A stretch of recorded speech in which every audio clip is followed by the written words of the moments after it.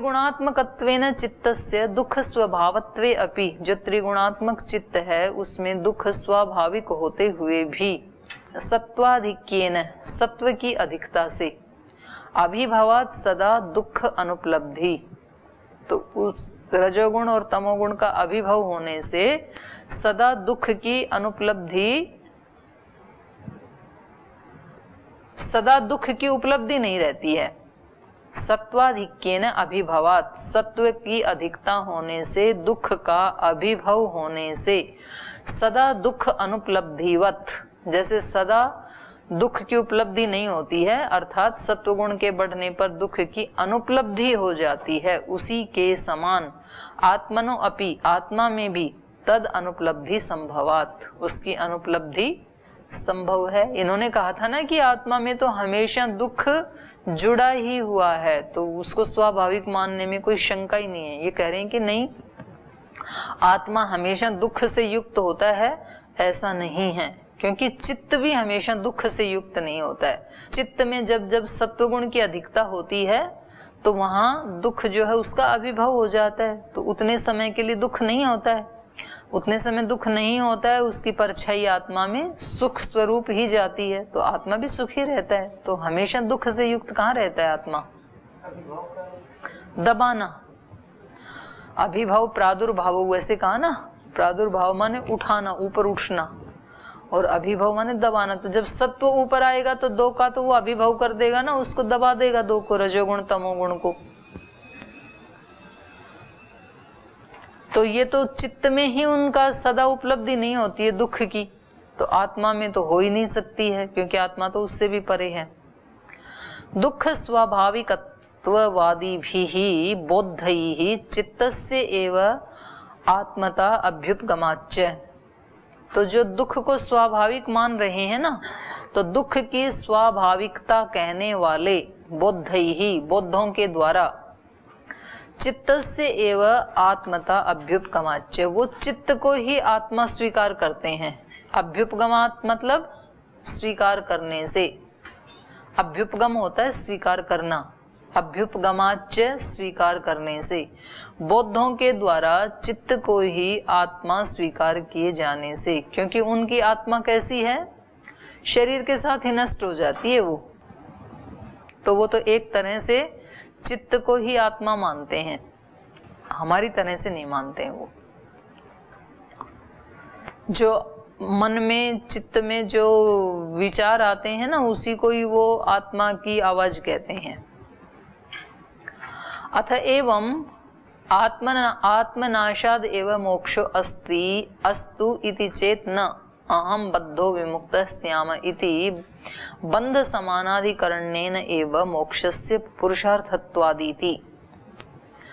तो कह रहे हैं कि यदि इस प्रकार से, अथ एवं आत्मनाशाद एव मोक्षो अस्ति, अगर कहें कि हमने क्या कहा था, मोक्ष कब होगा? नितांत मोक्ष, दुख की अत्यंत निवृत्ति, जब चित्त का नाश हो जाए। और ये तो चित्त को ही आत्मा कहते हैं, तो इनके मत में तो आत्मा का ही नाश होने के बाद मोक्ष की प्राप्ति हुई। तो जब आत्मा का ही नाश हो गया तो मोक्ष को भोगेगा कौन?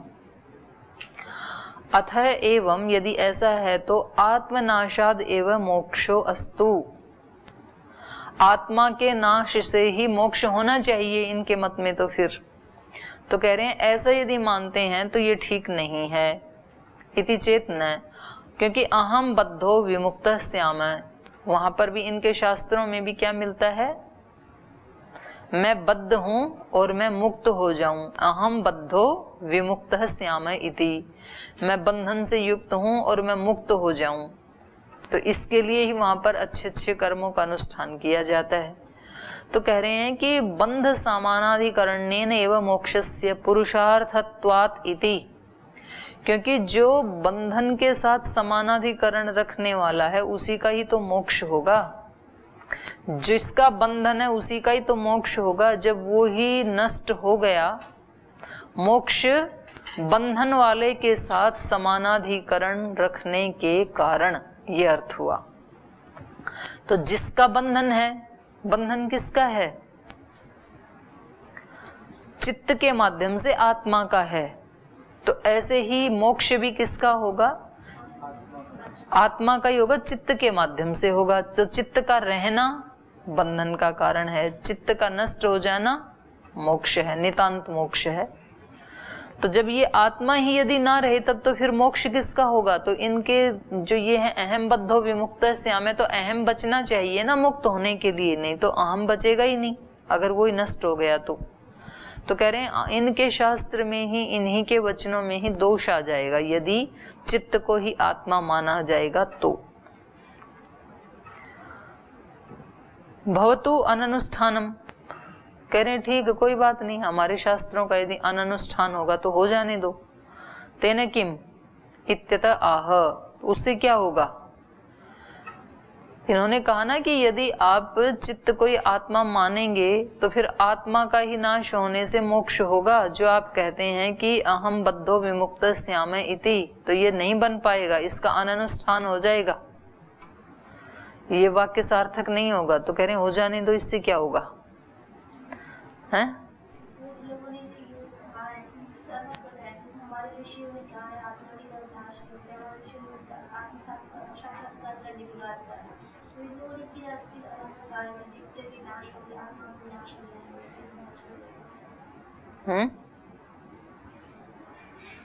थोड़ा स्पष्ट करो।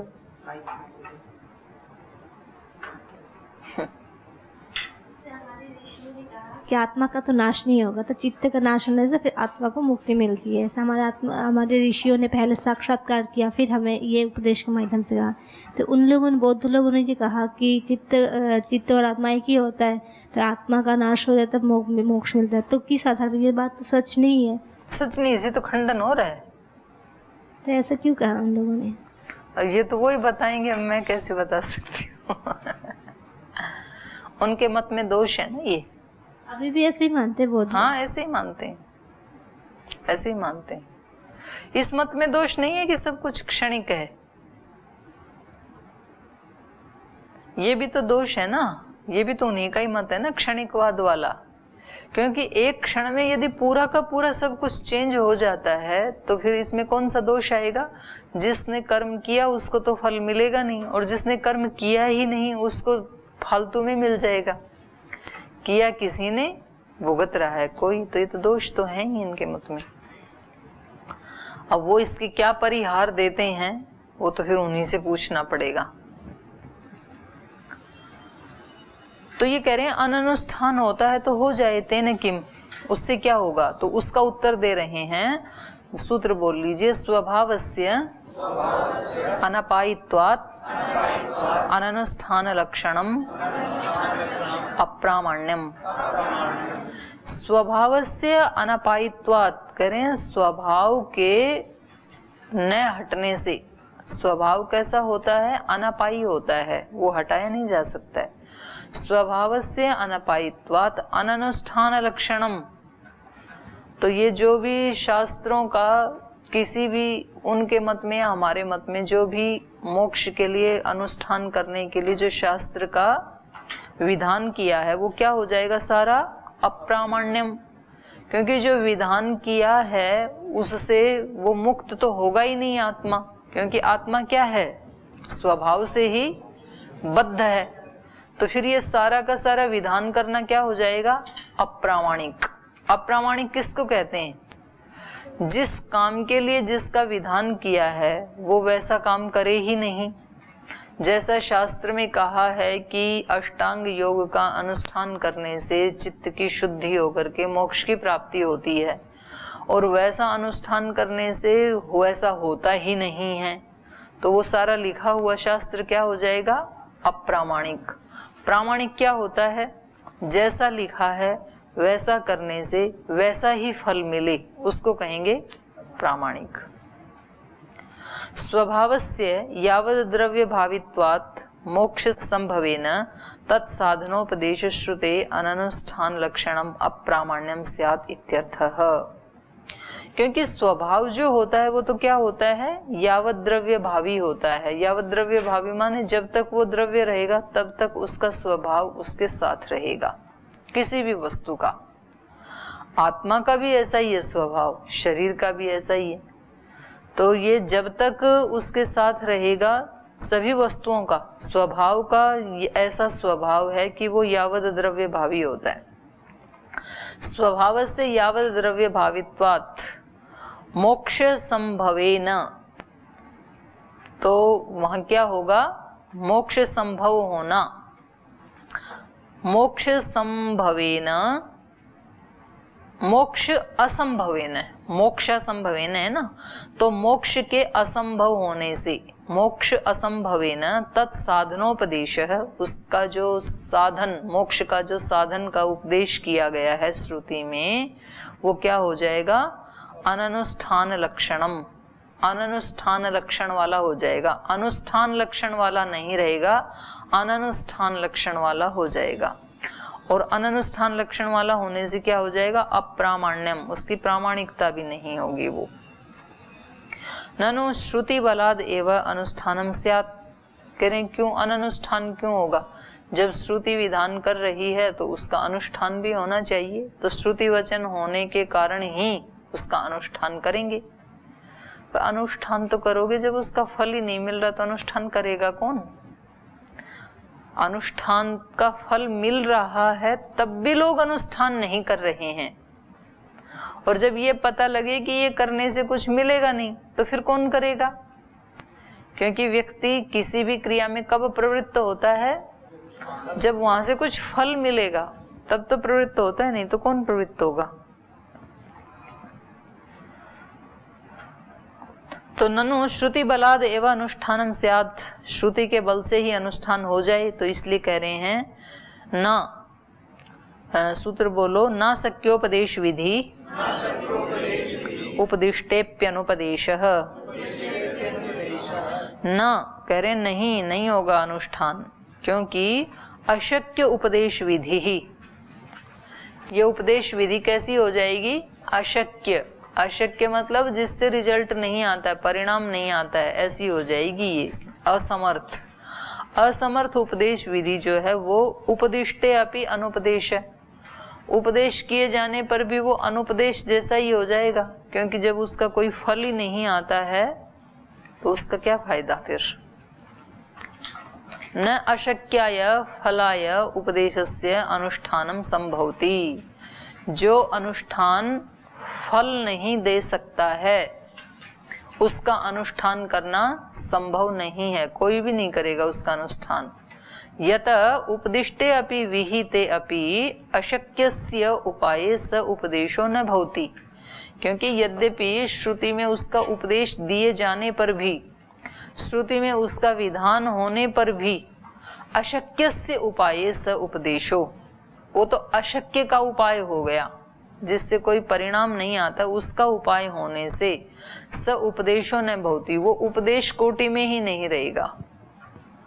किंतु उपदेशाभास एव, बल्कि वो क्या हो जाएगा, उपदेश आभास, उपदेश उपदेशाभास। जैसे हेतुआभास होता है ना, हेतुआभास मतलब दुष्ट हेतु, तो वो हेतु का काम थोड़ी करेगा हेतुआभास जो है। तो ऐसे ही ये उपदेशाभास जो है ये उपदेश का काम नहीं करेगा। उपदेश का काम तो तभी करेगा जैसा कहा है वैसा ही परिणाम देने वाला हो, तब उपदेश माना जाएगा। बाधितम अर्थम वेदोपि न बोधयति इति न्यायात इत्यर्थः। एक न्याय है कि जो बाधित अर्थ है उसको वेद भी न बोधयति, उसका वेद भी उसका कथन नहीं करता है बाधित अर्थ का। अत्र शंक्यते, क्योंकि अगर ये स्वभाव से ही बद्ध हो, इसका स्वाभाविक गुण हो, तो ये सारा का सारा वेद दर्शन उपनिषद सारा जो शास्त्रों का विधान है ये सारा ही सारा क्या हो जाएगा, अप्रामाणिक हो जाएगा, अनुपदेश हो जाएगा, व्यर्थ हो जाएगा सारा। तो ऐसे कोई ऋषि कोई अज्ञानी थोड़े ही थे कि उसका फल नहीं आता है और फिर भी इतना विधान कर दिया। तो कह रहे रहने दो, ऐसा अनुष्ठान करते रहेंगे, दुख से निवृत्ति तो होगी नहीं, क्योंकि वो तो स्वाभाविक रूप से ही बद्ध है आत्मा, तो मोक्ष तो होगा नहीं। तो मोक्ष नहीं होगा तो उसका अनुष्ठान करेगा कौन, कोई भी नहीं करेगा। तो यदि ऐसा होता तो इसका उपदेश ऋषि नहीं करते। उपदेश किया है, इसका मतलब दुख से अत्यंत निवृत्ति संभव है। और बंधन आत्मा का स्वाभाविक गुण नहीं है। अगर स्वाभाविक गुण होता तो ये उपदेश नहीं करते, क्योंकि स्वाभाविक गुण तो कभी छूटता ही नहीं है। अत्र शंकते, ये कह रहे हैं छूट जाता है ना, स्वाभाविक धर्म भी बदल जाता है। तो सूत्र बोलिए, शुक्ल पटवत बीजवच्चेत। कह रहे हैं देखो, सफेद कपड़े का अपना धर्म, स्वाभाविक धर्म क्या है? श्वेतता, शौकल्य। और बीज का अपना स्वाभाविक धर्म क्या है? अंकुरण शक्ति, अंकुरित होता है। लेकिन उस कपड़े के ऊपर लाल, नीला, पीला रंग चढ़ा देते हैं तो उसका स्वाभाविक धर्म हट गया ना। सफेद था और उसको लाल बना दिया, नीला बना दिया। ऐसे ही बीज में स्वाभाविक गुण क्या था? अंकुरित होना, और उसको भून दिया, खत्म हो गया ना, स्वाभाविक गुण हट गया। तो कह रहे हैं स्वाभाविक गुण तो हट जाता है, हट भी तो सकता है। तो शुक्ल पटवत बीजवच्चेत ऐसा माने तो आत्मा में, यद्यपि आत्मा का स्वाभाविक धर्म क्या है? बंधन से युक्त रहना, यही उसका स्वाभाविक धर्म है। लेकिन फिर भी ये इतना साधन उपदेश आदि किया है, तो हो सकता है इससे स्वाभाविक धर्म हट जाता हो, इसलिए उपदेश किया होगा। तो आप तो कह रहे थे ना कि स्वाभाविक धर्म कभी हटता ही नहीं है, तो ये दो उदाहरण दे दिए, देखो यहाँ हट जाता है। ठीक है, ऐसे चलता है उत्तर पक्ष और पूर्व पक्ष। पूर्व पक्ष के जो हेतु होते हैं वो बहुत स्ट्रांग होते हैं, तब सत्य पे पहुंचा जाता है। कोई उत्तर है आपके पास राम प्रवेश जी? इसका इन्होंने काट दिया कि स्वाभाविक गुण भी बदल जाते हैं, नष्ट हो जाते हैं। सफेद कपड़े का स्वाभाविक गुण बदल गया, देखो बीज का स्वाभाविक गुण बदल गया। जो सफेद है उसको रंग करके उनका डिस्कलर कर दिया गया, लेकिन कुछ साल बाद वो फिर से देखा जाता है वो सफेद हो जाता है। और ये बीज भून दिया जो, वो फिर ऐसा कुछ होता है, कुछ बच रहता है, कुछ वो भी हो जाता है? क्या होता है? हो सकता है भुना हुआ, मतलब अगर हाँ हो सकता है। कैसे? लिखा हुआ है। ये निग्रह स्थान है, क्योंकि ये अपने हेतु का कोई प्रमाण नहीं दे पाए ना, तो इसको निग्रह स्थान कहते हैं। स्वभाव होगा ही नहीं। तो चलो ये क्या कहते हैं, इन्होंने भी तो सूत्र पढ़ा है, तो देखते हैं ये कैसे इसका वो इनकी बात को सिद्ध करेंगे, ये राम प्रवेश जी वाली बात को। ननु स्वाभाविकस्य अपि अपायो दृश्यते, जो स्वाभाविक गुण है उसका भी अपाय देखा जाता है। इन्होंने तो कहा था कि स्वभाव जो होता है वो क्या होता है? अनापायी, हटाया नहीं जा सकता। कह रहे नहीं, हटाया जाता है। स्वाभाविकस्य अपि अपायो दृश्यते, स्वाभाविक का भी अपाय देखा जाता है। यथा शुक्ल पटस्य स्वाभाविकम शौकल्यम रागेण अपनीयते, जैसे शुक्ल वस्त्र का जो स्वाभाविक गुण है वो है शुक्लता, श्वेतता, सफेदी। रागेण अपनीयते, लेकिन रंग के द्वारा, राग मतलब रंग, कलर, रागेण अपनीयते, लेकिन वो श्वेतता रंग के द्वारा हटा दी जाती है। कुछ कपड़ों में तो कच्चा रंग होता है, तो जो इन्होंने बताया ना कि वो धुलने से निकल जाएगा कुछ साल के बाद, लेकिन कुछ कपड़ों में तो पक्का रंग होता है। राम प्रवेश जी, आप जितना मर्जी धो कपड़ा फट जाएगा लेकिन उसका रंग नहीं जाएगा। ठीक है, इनका सुन लो, अभी आप वाला बाद में सुनेंगे, अभी चुप रहो आप। यथा बीजस्य स्वाभाविक अपि अंकुर शक्ति अग्निना अपनीयते, जैसे बीज में स्वाभाविक रूप से क्या होती है? अंकुरण शक्ति होती है, और उसको अग्नि का संयोग करवा दें, उसके साथ उसको भून दें, तो वो स्वाभाविक शक्ति अपनीयते हट जाती है।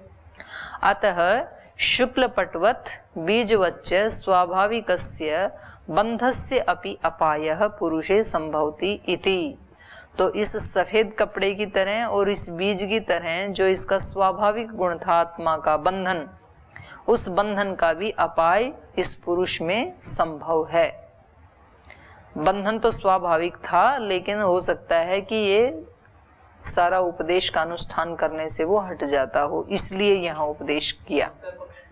नहीं, पूर्व पक्ष की है, पूर्व पक्षी का सूत्र है।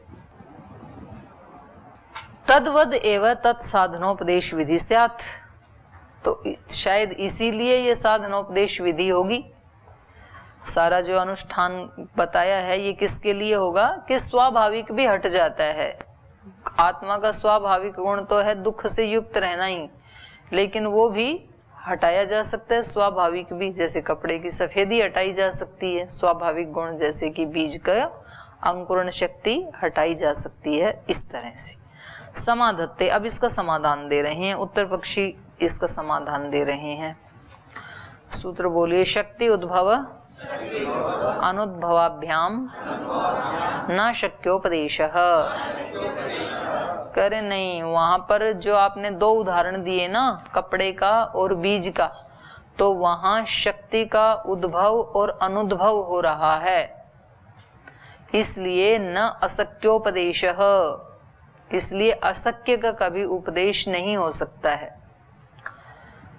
वहां पर स्वभाव, हम अपने उसी सिद्धांत पे अड़िग हैं कि स्वभाव को कभी हटाया नहीं जा सकता है। तो यहाँ पर जो आपने ये उदाहरण दिए, श्वेत वस्त्र में श्वेतता जो धर्म है, उसका स्वाभाविक धर्म है, वो हटा नहीं, बल्कि उसका क्या हो गया, उस श्वेतता में ये शक्ति थी कि वो अन्य रंगों को भी ग्रहण कर सकता है। श्वेतता में, सफेदी में ये शक्ति है कि वो अन्य गुणों को भी, अन्य रंगों को भी अपने अंदर ग्रहण कर सकता है। तो उसने उस शक्ति का उद्भव किया और दूसरे रंगों को उसने ग्रहण कर लिया, तो वो शक्ति नष्ट थोड़ी हुई।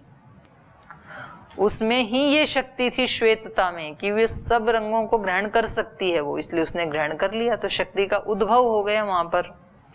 और जो आपने बीज कहा, बीज को भून दिया जाता है, वहां बीज में अंकुरण शक्ति स्वाभाविक थी और अभी भी है, लेकिन उस शक्ति का अनुद्भव हो गया, मतलब वो शक्ति नीचे दब गई, अनुद्भव हो गया, उसका उद्भव नहीं हुआ। तो शक्ति उद्भव अनुद्भवाभ्याम न शक्योपदेशः, माने यदि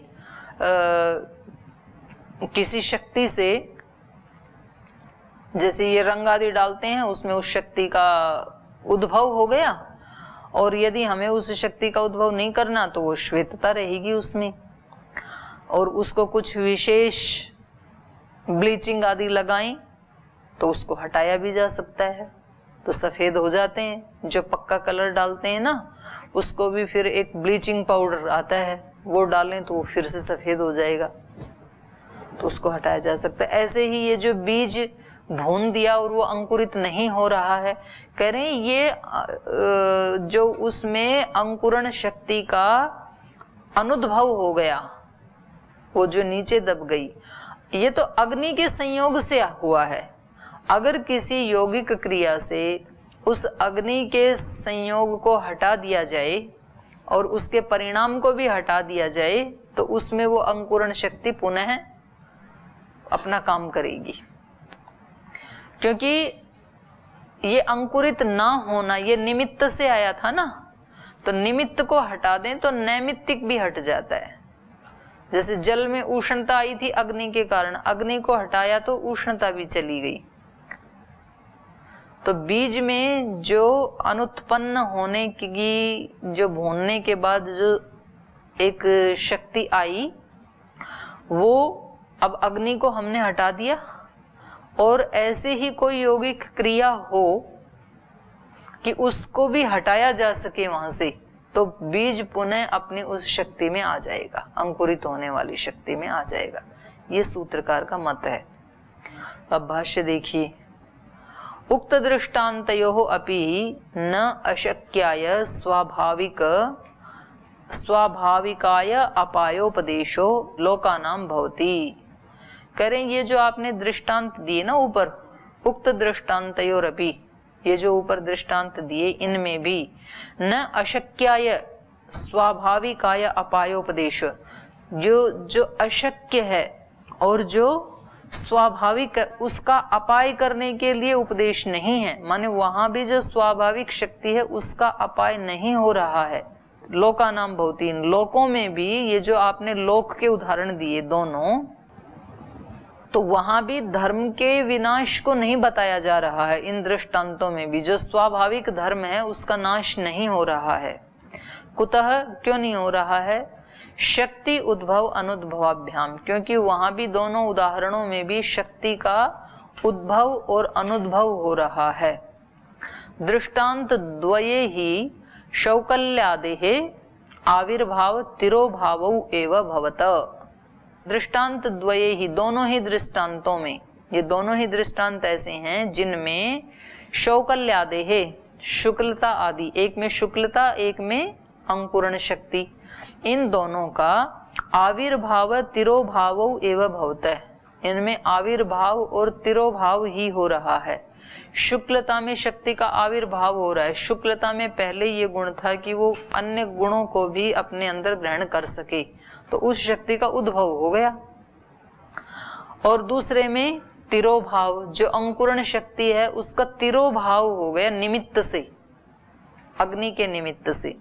तो कभी कभी किसी के निमित्त से कुछ नया उसमें ऐड हो जाता है या निमित्त से कुछ घट जाता है,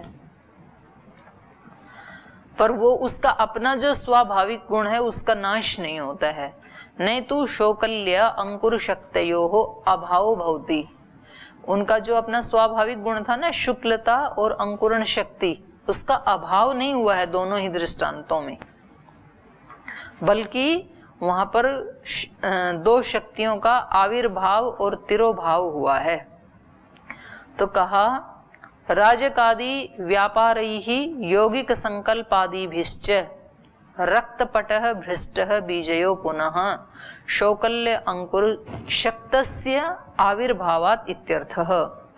रजक कहते हैं धोबी को, रजक आदि व्यापारैः, धोबी आदि के व्यापार से, उसकी विशेष क्रिया से, वो कुछ ऐसे विशेष पाउडर डालेगा, ब्लीचिंग पाउडर आदि डालेगा, तो उसके व्यापार से इसको दोबारा सफेद किया जा सकता है वस्त्र को। है जी, सफेद रंग नहीं होता है सफेद में सारे रंग होते हैं, अलग से नहीं होता है सफेद रंग। वो सारे रंगों को मिक्स कर देते हैं ना, वो ही सफेद होता है। सफेद में सारे रंग समाये हुए हैं और बाकी के रंग अकेले अकेले हैं। तो आपने जो सफेद कपड़े पहन रखे हैं ये सारे रंगों का मिश्रण है।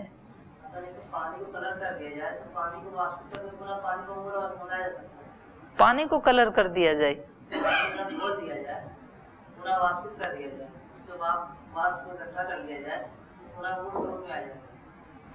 तो ये प्रयोग आप करके देखना, फिर बताना आप।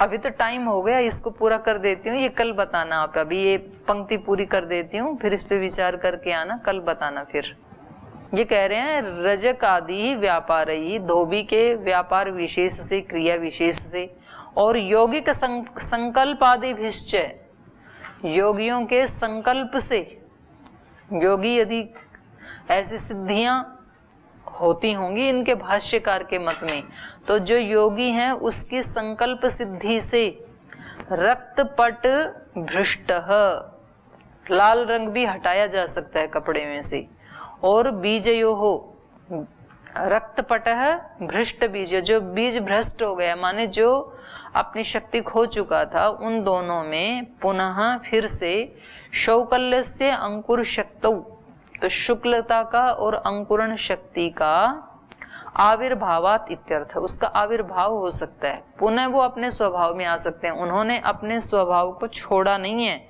बल्कि उनका जो अपना स्वाभाविक गुण था उसका आविर्भाव और तिरोभाव हुआ है। ये उत्तर पक्षी का समाधान है। तो इसके ऊपर आप और चिंतन करना, फिर कोई प्रश्न होगा तो कल इसके ऊपर चर्चा करेंगे।